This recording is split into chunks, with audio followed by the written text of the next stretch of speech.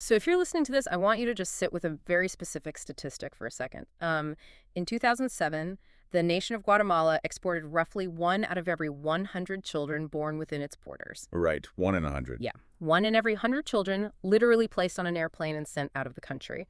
And today we're going to look at exactly how an entire nation's adoption system just completely transformed into this multi-million-dollar industrial export machine.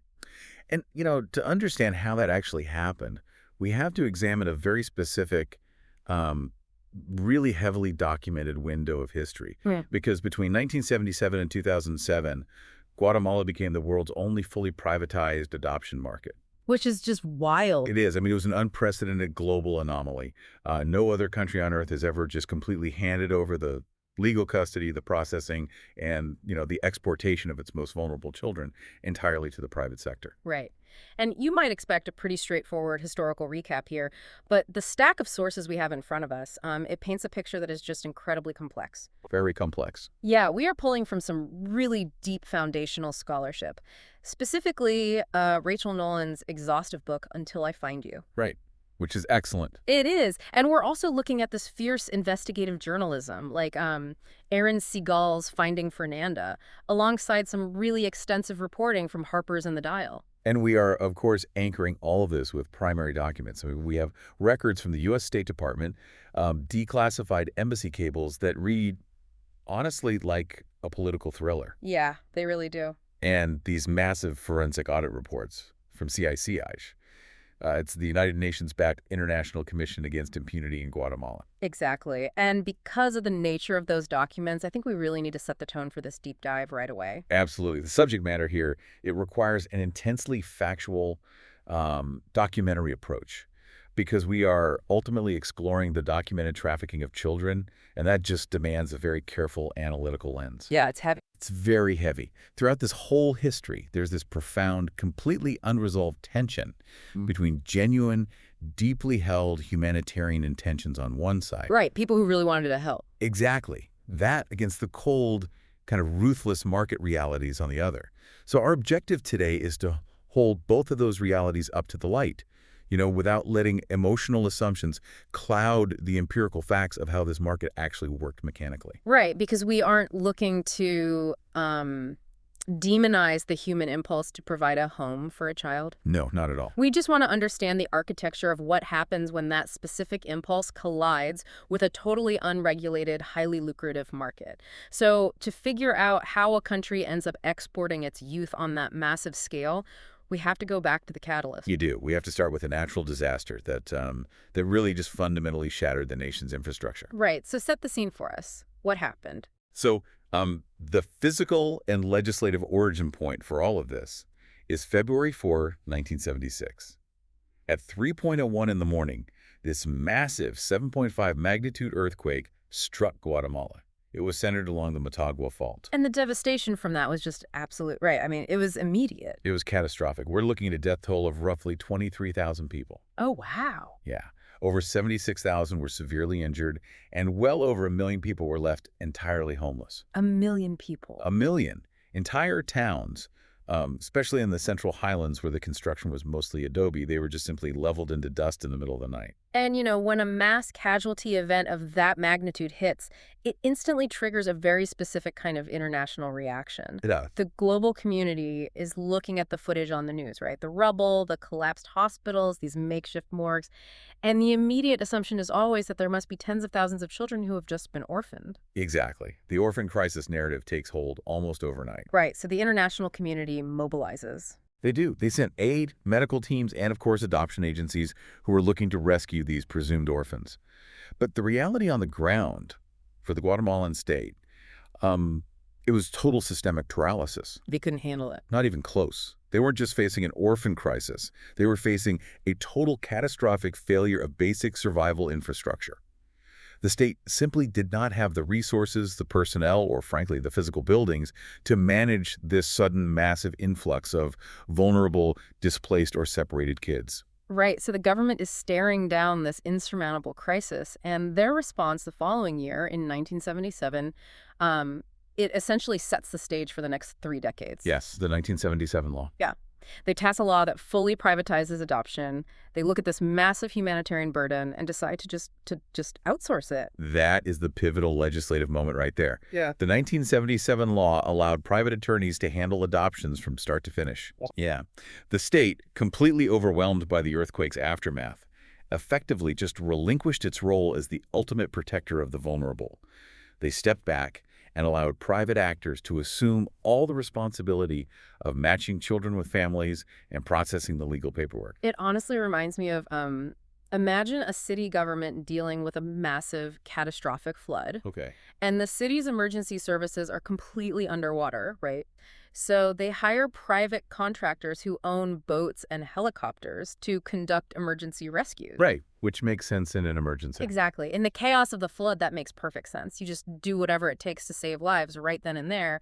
But then the water recedes, the immediate crisis passes, years go by, and the city never turns off those emergency contracts. Wow, yeah. They just let those private boat owners continue to operate entirely unsupervised until those contractors build this permanent, unregulated, multi-million-dollar industry out of what was supposed to be temporary disaster relief. That's a really great way to look at it. The structural parallels are very strong. The state created this emergency bypass and then basically forgot to close the road. Right. But what the sources reveal is that this wasn't merely a passive failure of oversight. The 1977 law engineered a brand new legal architecture. Yeah. It didn't just tolerate private adoptions, it created an environment where they could become astonishingly lucrative and incredibly fast. So let's look at the actual mechanics of that architecture, because to build a permanent industry out of adoption, you have to bypass the institutions that are normally designed to slow things down, right? Exactly. Like the family courts, the social workers, the child welfare agencies, all the safeguards. Right. And the Guatemalan system achieved this through what's referred to as an entrepreneurial notarial procedure. Okay, unpack that for us. So to understand this, we really have to look at the power of a notary in Latin American civil law, because it's very different from here. Yeah, here a notary just stamps your bank loan. Exactly. Unlike in the U.S., where a notary essentially just verifies a signature, a notary public in Guatemala is a specialized, highly credentialed lawyer who holds immense state-delegated power to authorize legal acts. So they aren't just stamping documents to say, I saw this guy sign this. They are literally creating legal reality. They are. And under the 1977 system, a single lawyer notary was granted almost godlike authority over the entire adoption pipeline. Just one person. Just one individual.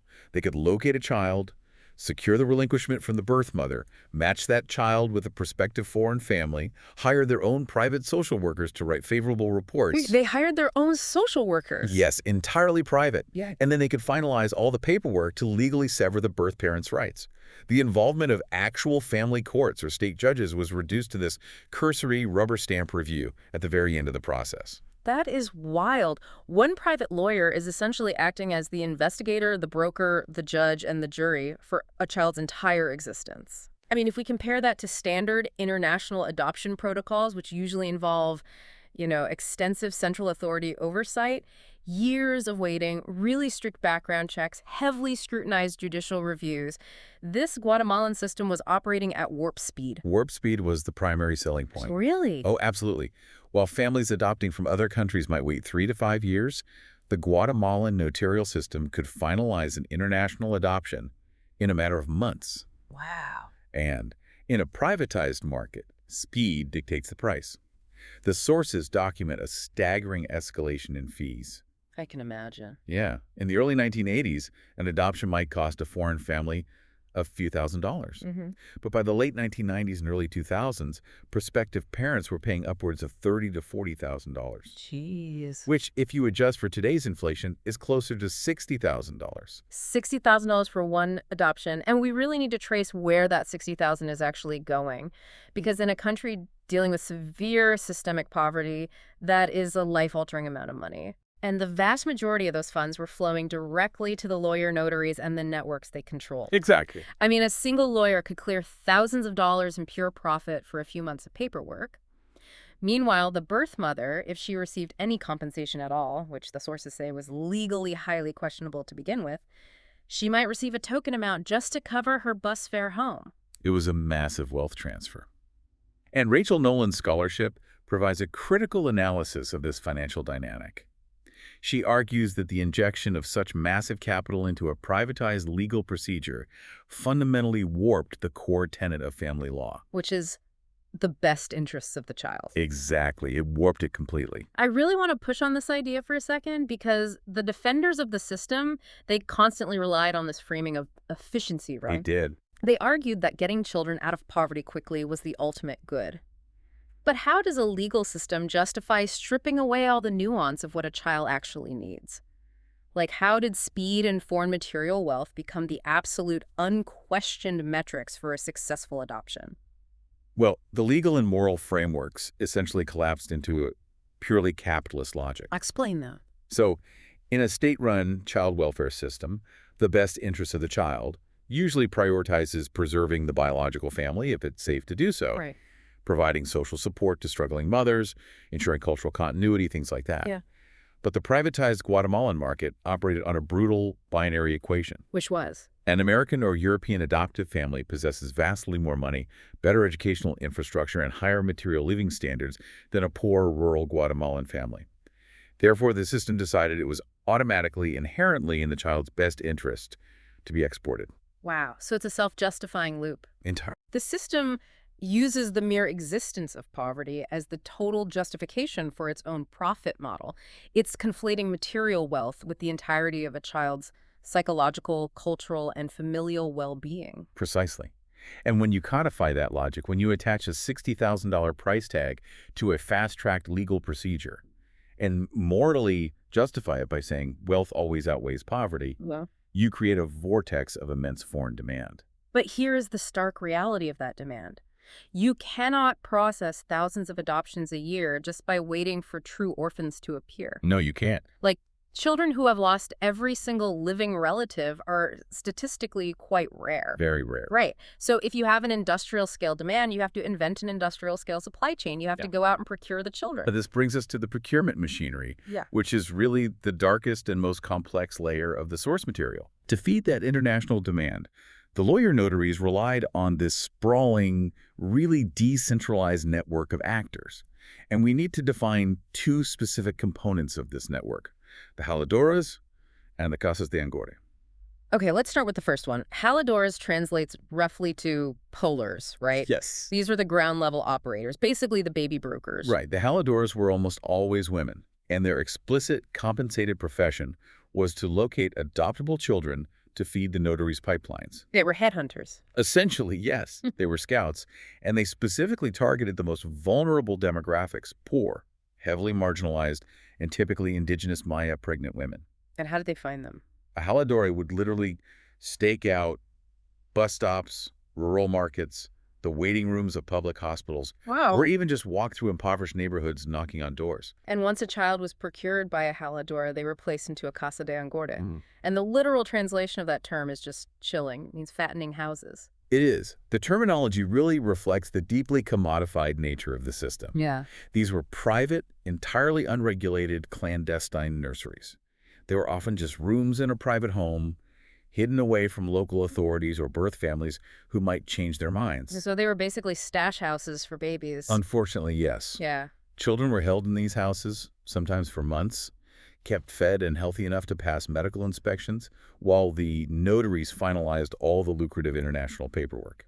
We really can't talk about this procurement machinery as if it just magically appeared in the 1990s, though. No, absolutely not. Because the sources, particularly Rachel Nolan's historical deep dive, they draw a direct, undeniable line between this commercial supply chain and the atrocities of the Guatemalan Civil War, which tore the country apart from 1960 to 1996. The historical context is so vital here. During the most brutal years of the Civil War, particularly under the dictatorship of Efrain Rios Montt in the early 1980s, the military engaged in this scorched earth campaign against indigenous Maya populations. Right. As villages were destroyed, the military systematically separated Maya children from their surviving families.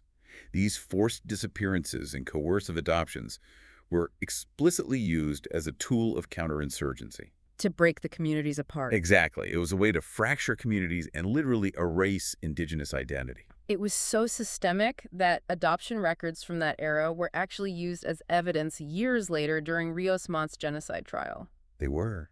Yeah. And the legacy of that violence profoundly shaped the privatized market later on. How so? The Civil War essentially normalized the act of removing indigenous children from their mothers. It created a precedent where the state and powerful elites felt entitled to redistribute the children of the poor. Oh, I see. So what we see in the 1990s and 2000s is this chilling evolution. The physical and psychological infrastructure of coercion, originally honed for military and political destruction, slowly morphed into commercial coercion. The machinery of war was repurposed for pure profit. That is incredibly dark. I want you to try and step into the reality of one of these vulnerable Maya women for a moment.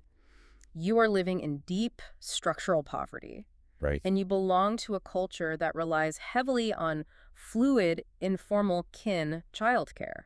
It is incredibly common in these communities for an aunt, a grandmother, or a neighbor to take in a child for a few months or a year if a mother is going through a severe crisis. Yes, that's a very standard cultural practice. Right. There's always the expectation that the child remains part of the community fabric. They aren't gone forever. Exactly.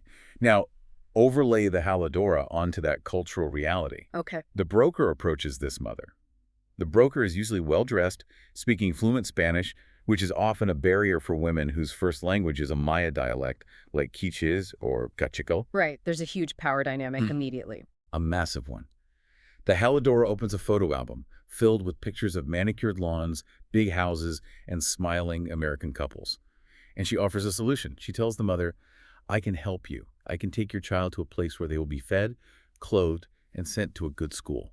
And the devastating gap here is the concept of legal finality, because the sources show that many of these mothers had absolutely no conception of what an international adoption actually meant in a Western legal framework. They did not understand the irrevocable severing of rights. How could they? The idea that a piece of paper signed in a notary's office could mean your child's name is legally erased, their citizenship is revoked, they are flown thousands of miles away, and you will quite literally never see them again. Yeah. That was an alien, incomprehensible concept to a mother who was just seeking temporary community help. Right.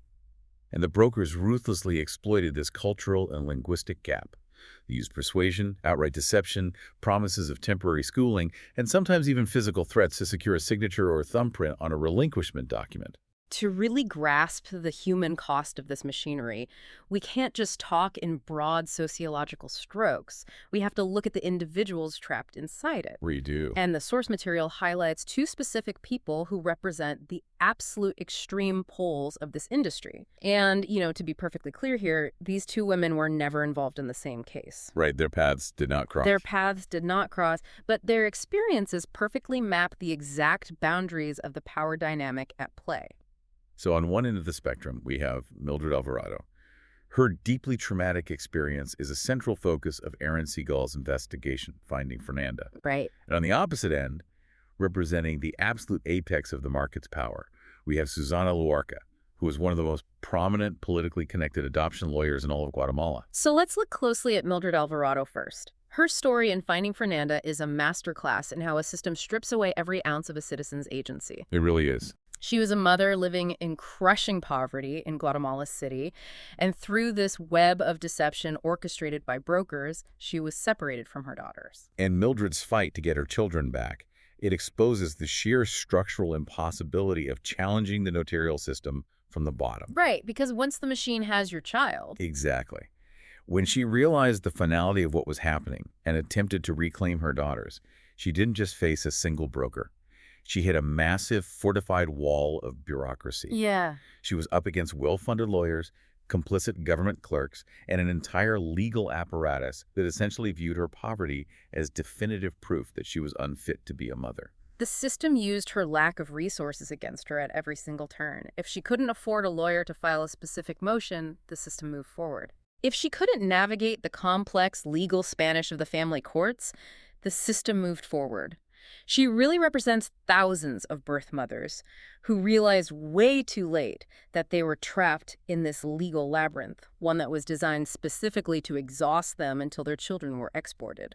It was a machine designed to win by attrition. Now, contrast that with Susana Luarca. Okay, tell us about her. She operated in a completely different universe. Mm-hmm. Luarca was not merely a lawyer processing paperwork. She was a highly visible, fiercely vocal, ideological defender of the privatized system. She was a true believer. Or at least she played one publicly.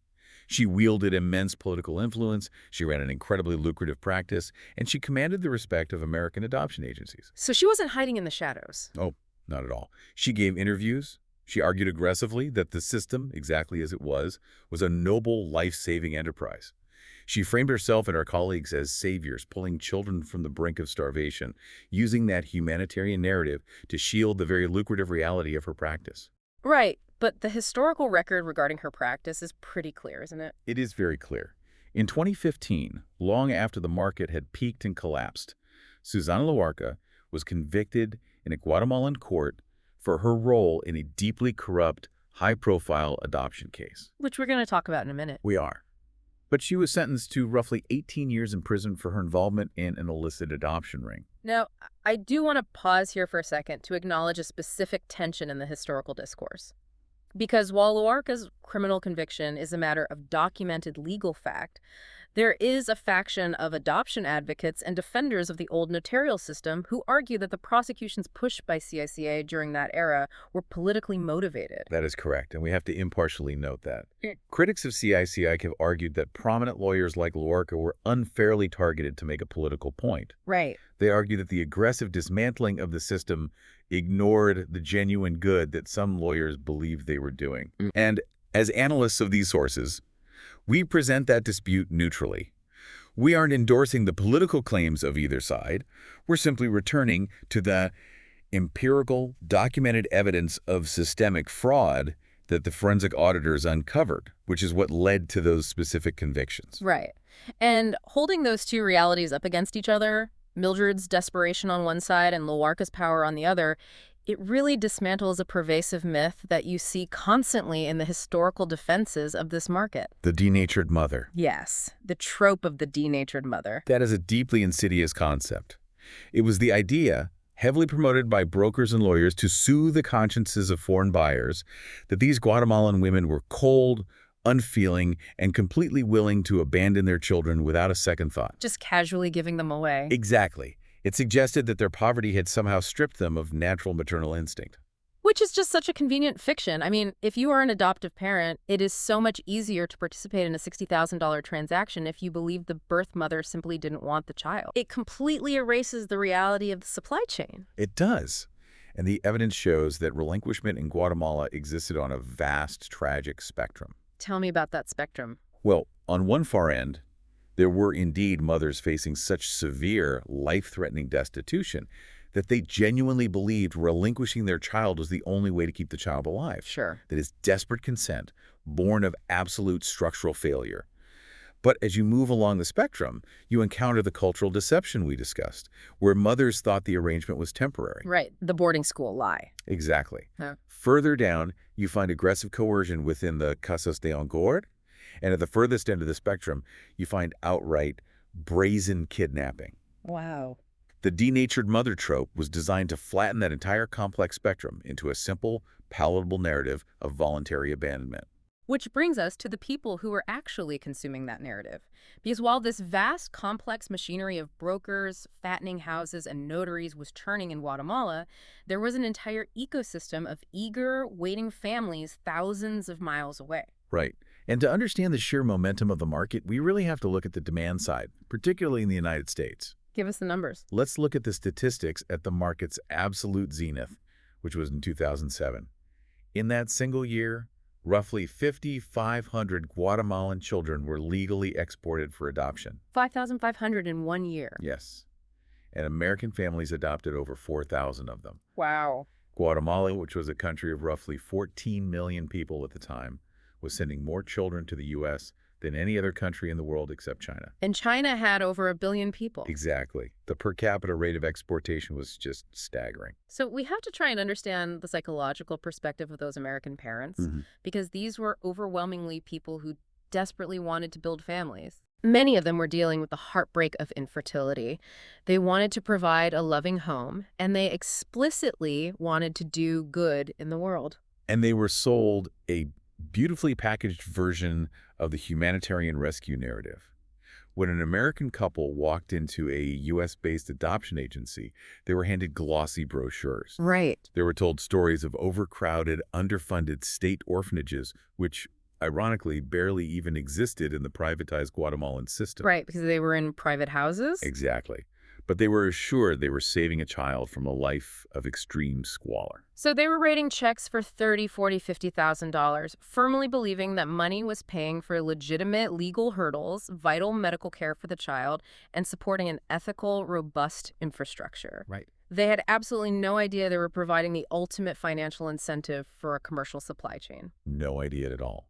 The insulation between the buyer and the reality of the supply chain was nearly total. How insulated were they? Well, an American couple would typically fly into Guatemala City for just a few days at the very end of the process. They would stay in a nice, secure American chain hotel. Like a Marriott or something. Exactly. The prominent lawyer notary, speaking perfect English, would arrive at the hotel lobby and hand them a healthy, clean child along with a stack of seemingly pristine, government-stamped paperwork. Clean. Very clean.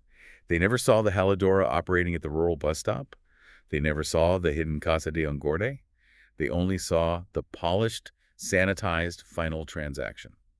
You know, it reminds me of buying a premium bag of coffee or a piece of clothing with a beautiful green, ethically sourced stamp right on the front of the tag. Okay. You willingly pay an extra 20% because you want to be a responsible consumer. You want to ensure the workers were treated well. But you are entirely blind to the fact that the middleman at the factory literally forged that ethically sourced stamp to cover up the fact that it was actually made in a sweatshop. That's a very accurate comparison. The American parents were buying the legal paperwork stamp, completely unaware that their desire to be ethical was exactly what the fraudulent market was preying upon. That analogy perfectly captures the dynamic. The ethical label in international adoption is the paperwork. Right. The birth certificates, the official abandonment decrees, the DNA test results. These are the documents that signal to the adoptive parents, and crucially to the U.S. immigration authorities, that the product, the child, was legitimately and ethically sourced. But an industry built on forged labels eventually attracts auditors. It always does. And this is where the historical documents get truly intense, because the illusion of the pristine paperwork was slowly being torn apart by international watchdogs and diplomats who were finally paying attention. Right. Long before the system totally collapsed, the U.S. Embassy in Guatemala City was actually sounding the alarm. Really? Yes. Through the Freedom of Information Act, journalists and scholars gained access to declassified diplomatic cables sent from the embassy back to the State Department in Washington. The thriller movie stuff we talked about earlier. Exactly. And these cables explicitly, repeatedly documented widespread evidence of adoption fraud.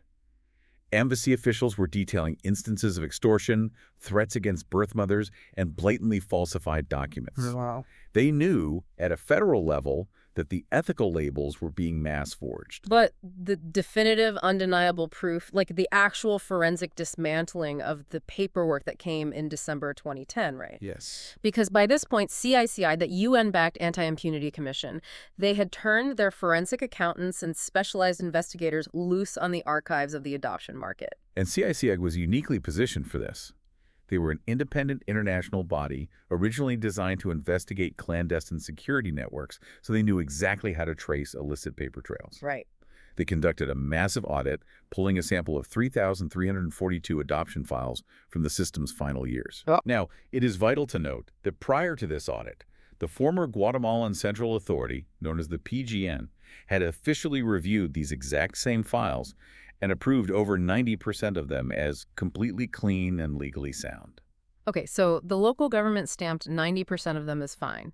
But when CICIG independent investigators looked at those same 3,342 files, what did they find? They found that more than 60% of them contained clear irregularities. More than 60%? Yes. The very government body mandated to protect children was rubber stamping files that an independent audit proved were fundamentally compromised. Okay, I really need to stop and define what an irregularity meant in this context. Very good, yeah. Because defenders of the system often attempt to dismiss these findings as just mere clerical errors like sloppy filing by overworked notaries. Yeah. And I want to make a very sharp distinction here, because if I misspell a name on a tax form, that's a paperwork irregularity. Right. But the defenders use that term to mask something much darker. What specific mechanics of fraud did CICIG actually uncover in that 60%? They uncovered the mechanics of human trafficking operating through bureaucracy. Give me examples. Well, they found official birth certificates that had been legally issued and stamped, before the child in question was actually born. Oh my God. They found files where the photographs of the child taken at the beginning of the process did not match the photographs of the child exiting the country. So it was a completely different kid. Exactly. They found completely fabricated police reports detailing abandonments in alleys that never even happened. So these weren't typos at all. The notaries were writing fiction and disguising it as legal fact. They were. And the most terrifying part of this fraud involves the DNA testing, right? Yes, the DNA testing. In the late 1990s and early 2000s, as rumors of child theft grew, the international community demanded a fail-safe. Makes sense. They instituted mandatory DNA testing to prove, scientifically, that the woman signing the relinquishment papers was actually biologically related to the child. It was supposed to be the ultimate safeguard against kidnapping. Right. But a multi-million-dollar market doesn't just start because of a cheek swab. How did they bypass the science? What were the actual mechanics of the DNA fraud? The system simply corrupted the testing process itself. CICIG found instances where the lawyers bribed lab technicians to literally physically switch the DNA samples in the clinic. Wow. Just swap the vials. Yes. And in other cases, they used a method known as impersonation. What's that? The brokers would hire a different woman, sometimes a woman who had recently had a miscarriage, or just someone who was willing to participate for a fee, to physically go to the laboratory, present a forged identity card bearing the real mother's name, take the DNA test, and then sign the irrevocable relinquishment papers. That is the literal manufacturing of an orphan. It is. I mean, a switched DNA sample or a hired impersonator is not a clerical error. It is a calculated conspiracy to launder a stolen child. Exactly. But, looking at thousands of files can kind of blur the human reality of it. To truly understand the devastating difference between a paperwork error and a crime, we have to look at the case that finally broke the entire system wide open. Yes, the Agnelli case. Right. We have to look at a legally adjudicated, heavily documented kidnapping. The statistics become terrifyingly real when we examine the case of Loida Rodriguez and her daughter, Agnelli Hernandez Rodriguez. While CICIG documented the macro-level fraud, the Agnelli case laid bare the exact micromechanics of how the market swallowed a stolen child. Let's walk through the timeline of this case because it is every parent's absolute worst nightmare. It really is. It begins on November 3, 2006. Set the scene for us. So Loida Rodriguez lived in a working-class neighborhood in Guatemala. On the afternoon of November 3, 2006, her young daughter, Agnelli, was playing just outside their home on the family patio. Just on the patio? Just on the patio. The door was open. And in a fraction of a moment, Agnelli was gone. Oh. She wasn't lost. She was physically abducted from her own property in broad daylight. I keep getting stuck on this specific point. A child is snatched from a patio. The police are presumably called. The mother is frantic. How does a frantic, localized kidnapping get efficiently absorbed into an international legal pipeline so effectively that the child ends up in the American Midwest? Because the procurement machinery was constantly hungry. Yeah. And it didn't discriminate about where the supply came from. Right. Agnelli was taken by individuals connected to the broker networks.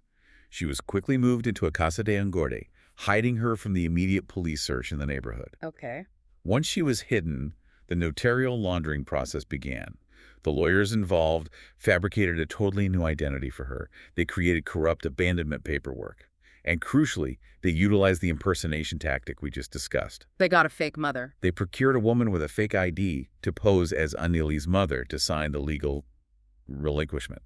And through this incredibly dense labyrinth of fraud, Agnelli was matched with an adoptive couple in Missouri. But wait, they had the mandatory DNA testing in place by 2006. They did. So Agnelli is tested against the woman claiming to be her mother, and the mandatory DNA test comes back negative. It did. It failed. The science explicitly proved to the entire legal apparatus that the woman trying to give this child away was an imposter, and yet, despite the negative test, the system approved the file, and she was adopted by the Missouri couple in 2008. Yes. I need to understand the mechanism here.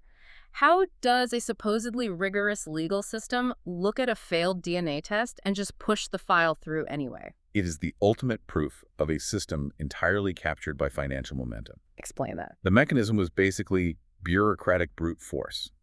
By the time that DNA test came back negative, the American family had likely already paid tens of thousands of dollars. The notary's fees were secured, the jaladoras had been paid. The transaction was moving too fast and held too much capital to be stopped by a single scientific safeguard. So they just ignored it. They simply ignored the discrepancy, leveraged their influence with clerks in the central authority, bypassed the red flags, and forced the paperwork through the corrupted channels. The market's demand literally overrode the scientific truth. That is just staggering. But Loida Rodriguez, the real mother, she never gave up, did she? Never. She navigated that hostile bureaucracy for years. She worked with human rights organizations, she tracked down the paper trails, and she eventually located her daughter in the adoption registry. And in 2011, she achieved something almost impossible. She did. A Guatemalan court reviewed the evidence, acknowledged the fraud, and made an unprecedented ruling. They explicitly ordered the Missouri couple to return annually to Guatemala. That 2011 court order was the earthquake that shattered the adoption industry's defense. For decades, proponents argued that claims of trafficking were exaggerated or isolated to just a few bad actors. But here, a high court established as an indisputable matter of law that a kidnapped child had been laundered through the state's international adoption apparatus. It proved the system was capable of processing a stolen child while actively ignoring its own safeguards. And the fallout from that ruling was massive. It triggered a sprawling criminal investigation that eventually led to the 2015 convictions of 8 different people who had participated in the abduction, the falsification of documents, and the laundering of annulae. And, as we noted earlier, one of the 8 individuals convicted and sentenced to prison in that specific kidnapping ring was Susana Loarca. The prominent lawyer. Yes, the very lawyer who had spent years publicly defending the integrity of the privatized system. The sheer brazenness of the annulae case, combined with the CICIG audits and mounting intense international pressure from organizations like UNICEF and the Hague Conference on Private International Law, meant the system could no longer survive. No, it was over. The house of cards was falling, and the collapse was remarkably swift. It was very swift. The shutdown of the privatized market occurred almost simultaneously on both ends of the supply and demand chain between late 2007 and early 2008. Walk us through that. In December 2007, the Guatemalan government, facing the undeniable reality of the CICIG findings and the very real threat of international sanctions, passed Decree 77/2007. What did that decree actually do to the notary? It was a total paradigm shift. Decree 77/2007 stripped the lawyer notaries of their absolute power. It mandated the creation of a brand new centralized government-run authority for adoptions known as the CNA. Okay, so bringing it back under state control. Exactly. This new body was designed to be compliant with the Hague Convention, meaning it required strict state oversight, verified biological relinquishment, and a prioritized domestic placement over international export. Right. And most importantly, the decree placed an immediate, hard moratorium on all new private adoptions. The era of the entrepreneurial notarial procedure was legally eradicated. And just a few months later, the U.S. slammed the door shut from the demand side. They did. On April 1st, 2008, the United States formally implemented the requirements of the Hague Adoption Convention. Now, the Hague Convention is an international treaty designed specifically to prevent the abduction, sale, or trafficking of children. Right. By implementing it, the U.S. government declared it would no longer process adoptions from any country that did not meet strict, centralized, anti-trafficking standards. Because Guatemala's new CNA was still in its infancy and could not possibly guarantee those standards yet, the U.S. essentially embargoed adoptions from Guatemala. Wow. The pipeline that had exported 4,000 children just a year prior ceased operating almost overnight. There was a brief moment where they tried to turn the machine back on, right? Like a year later. Yes. In 2009, the Guatemalan government proposed a pilot program to test if adoptions to the U.S. could resume safely under the new CNA structure. And what happened? But the U.S. State Department reviewed the protocols and formally withdrew its letter of interest. They essentially looked at the lingering corruption, the lack of resources, and said, "We still do not trust that you can prevent trafficking." The vulnerabilities were too deep, and the U.S. permanently walked away. Which, given the scale of the fraud we just discussed, was absolutely the necessary action to stop the trafficking. Of course. But you do not take a $200 million, 30-year industrial complex and just turn it off overnight without causing massive traumatic shockwaves. No, you don't. Think about the collateral damage of that abrupt shutdown. The immediate fallout was incredibly chaotic. You had thousands of American families whose adoptions were mid-process. They had paid their fees, they'd been matched with a child, and suddenly the legal bridge just collapsed. They were stuck. They were left in agonizing limbo, their money gone, fighting through years of bureaucratic red tape to finalize adoptions that were suddenly under intense suspicion of fraud. But the most profound collateral damage rests with the adoptees themselves. Because of that 30-year window, there is now a generation of roughly 30,000 adult adoptees living around the world, mostly in the US and Europe. Right. And as they grow into adulthood, as they start looking into their own histories and requesting their files, they are facing unimaginable identity ruptures. They are discovering the truth of the paperwork.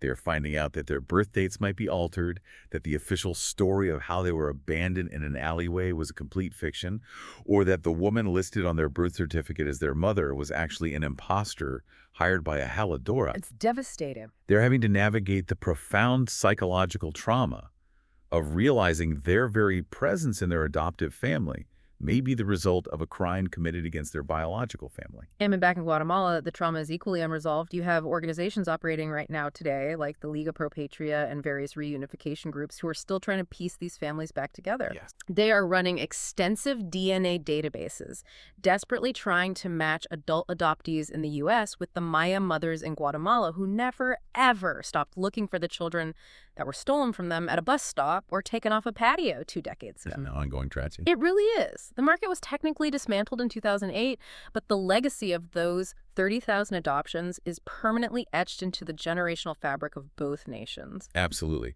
Synthesizing the entirety of these sources, the overarching narrative is a stark warning about the extreme danger of commodifying vulnerability. Yeah. The 1976 earthquake provided the catalyst, but it was the deliberate removal of state protection and judicial oversight that allowed a humanitarian effort to be twisted into a fully privatized industry. A business. A ruthless business. When you let unregulated market forces dictate the movement of human beings, the rights and the families of the poorest individuals like the Maya mothers are inevitably the first to be sacrificed for profit. Yeah. The tension we introduced at the beginning remains deeply resonant. The genuine, powerful desire of families to provide a loving home collided with a cold, ruthless supply and demand market. And for 30 years, the market won, manufacturing orphans to meet demand until the evidence of its crimes simply became too massive for the world to ignore. As we close out this history, I want to leave you with a lingering thought. We've spent this time looking closely at the mechanics of how money and speed entirely corrupted the legal definition of the best interests of the child in Guatemala. Right. But I want you to step back and apply that dynamic more broadly. If injecting large amounts of capital inherently distorts the system, if money intrinsically corrupts the definition of what is best for a vulnerable child, how can any international system of care or adoption ever be truly ethical when it operates across lines of extreme global inequality? That is the big question. It really is. When the wealth disparity between the adoptive parents in the global north and the birth mothers in the global south is so vast, is a truly equitable, non-coercive system even possible? We will leave you to explore that question on your own.